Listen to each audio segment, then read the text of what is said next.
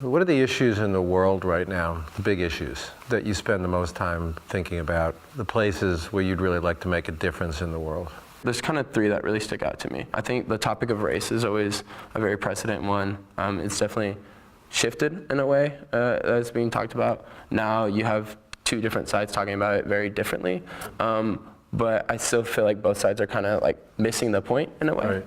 Another way I feel like, again, labels or, bullying and, it's cyberbullying. I feel like that is still a very big issue and something that, with our program, we're definitely trying to change and something that I am very passionate about changing. And then third, I feel like, which kind of ties into all of them, is inner community. It's easy for people to get on this broad scope of changing the world, which is great. There's something to be said by that. But I think for me, more importantly, is the inner community, your peers, people you're going to school with, your faculty, just this inner community that helped raise me, which is something I was so grateful to be a part of, being in a small town feel.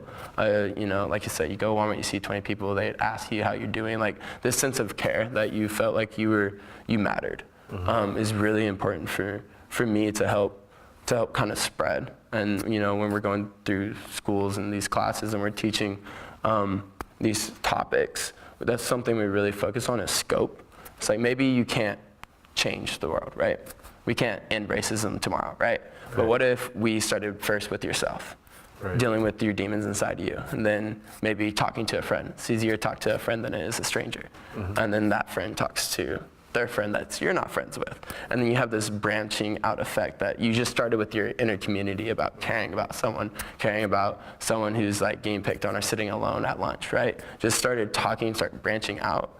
Then I feel like if we have everyone more focused on their inner community, if all the inner communities are fixed and healthy, then globally you fix the outer community. Right. You can't be a citizen of the world without first being a citizen of your own community. Correct.